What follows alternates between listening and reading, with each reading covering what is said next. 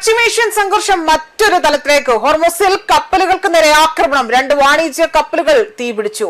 ഇറാന്റെ ആക്രമണത്തെ ശക്തമായ ഭാഷയിൽ അപലപിച്ച് UAE രംഗത്ത്. ഇതോടുകൂടി തന്നെ അറബ് ലോകം ഒന്നിക്കുന്നു എന്ന വിവരമാണ് പുറത്തു വന്നിരിക്കുന്നത്. അതുമാത്രമല്ല UAEയുടെ സർക്കാർ ഉടമസ്ഥതയിലുള്ള ADNOCയുമായി തന്നെ ബന്ധപ്പെട്ട 2 വാണിജ്യ കപ്പലുകൾക്ക് നേരെ ആക്രമണം ഉണ്ടായി എന്നതാണ് ഇവിടെ വാർത്തകൾ പുറത്തു വന്നിരിക്കുന്നത്. ഇതിന് പിന്നാലെ തന്നെ ഇറാനെതിരെ ശക്തമായ ഭാഷയിലാണ് UAE രംഗത്തെത്തിയിരിക്കുന്നത്. ആർക്കും പരിക്കേറ്റിട്ടില്ല എങ്കിൽ പോലും ഹോർമുസ് പ്രതിസന്ധി ഇനി ഇവിടെ അമേരിക്കയും ഇറാനും തമ്മിലുള്ള ഏറ്റുമുട്ടലിൽ മാത്രം ഒതുങ്ങില്ല എന്നതാണ് പുതിയ സംഭവവികാസം രൂപപ്പെട്ടിരിക്കുന്നത്.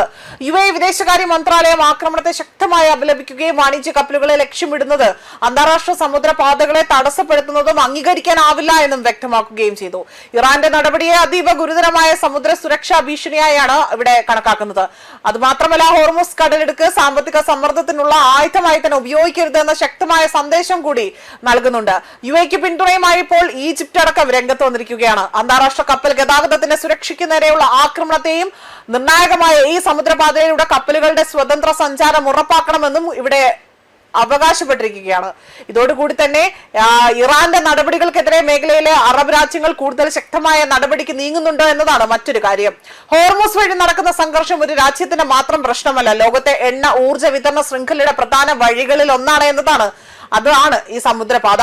ഇവിടെ വാണിജ്യ കപ്പലുകൾക്ക് നേരെയുള്ള ആക്രമണങ്ങളോ ഗതാഗത തടസ്സങ്ങളോ തുടരുകയാണ് എങ്കിൽ അതിന്റെ പ്രത്യാഘാതം പശ്ചിമേഷ്യയിൽ മാത്രം ഒതുങ്ങുന്നതല്ല. എണ്ണവില, കപ്പൽ ഇൻഷുറൻസ് ചിലവ്, ആഗോള വ്യാപാരം തുടങ്ങിയ നിരവധി മേഖലകളിലേക്ക് പ്രതിസന്ധി വ്യാപിപ്പിക്കാമെന്നും ഇതിനിടെയാണ് ഇപ്പോൾ US പ്രസിഡന്റ് ഡൊണാൾഡ് ട്രംപ് ഹോർമുസിൽ അമേരിക്കയ്ക്ക് പൂർണ്ണ നിയന്ത്രണമുണ്ട് എന്ന അവകാശവാദം ഉയർത്തിയിരിക്കുന്നത്. എന്നാൽ ട്രംപിന്റെ ആ വാദം തള്ളാൻ ഇറാൻ രംഗത്തെത്തുകയും തങ്ങളുടെ വ്യവസ്ഥകൾ അംഗീകരിക്കാതെ കടലിടുക്ക് പൂർണ്ണമായും തന്നെ അവിടെ തുറക്കില്ല എന്ന് ആവർത്തിച്ചുറപ്പിച്ച നിലപാട് വ്യക്തമാക്കുകയാണ് ചെയ്തിരിക്കുന്നത്.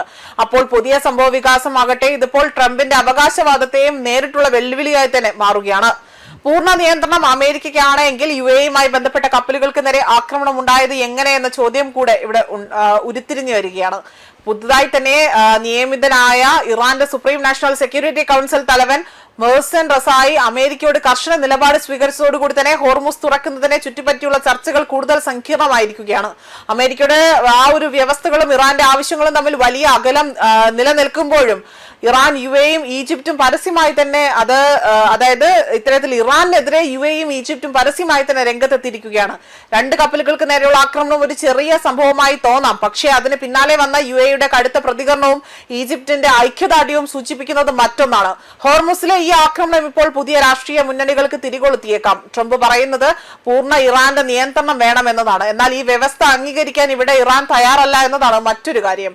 കഴിഞ്ഞ ദിവസം വൈകുന്നേരം ഹോർമുസ് കടലിടുക്കിലൂടെ സഞ്ചരിക്കുമ്പോഴാണ് UAEയുടെ ADNOC എന്ന കമ്പനിയുടെ 2 കപ്പലുകളെ ലക്ഷ്യം വെച്ചുള്ള ആക്രമണം ഇവിടെ നടന്നത്. അതുമാത്രമല്ല ഇതിനെ ശക്തമായി അപലപിച്ചുകൊണ്ട് ഇവർ രംഗത്ത് വരികയും ലോകത്തിലെ ഏറ്റവും നിർണായകമായ അന്താരാഷ്ട്ര ജലപാതകളിലൂടെ തന്നെ സമുദ്ര നാവിഗേഷന്റെ സുരക്ഷയും കപ്പലുകളുടെ സ്വതന്ത്രമായ ചലനങ്ങളും ഈ ആക്രമണത്തിന്റെ ഭീഷണിയെ കൂടുതൽ എടുത്തു കാണിക്കുന്നതാണ്.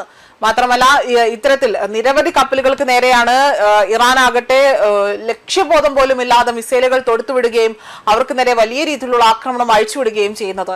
ഇതിനെതിരെ ശക്തമായ നടപടി ഉണ്ടാകുമെന്ന് തന്നെയാണ് ഇപ്പോൾ പുറത്തു വരുന്ന വാർത്തകൾ സൂചിപ്പിക്കുന്നത്.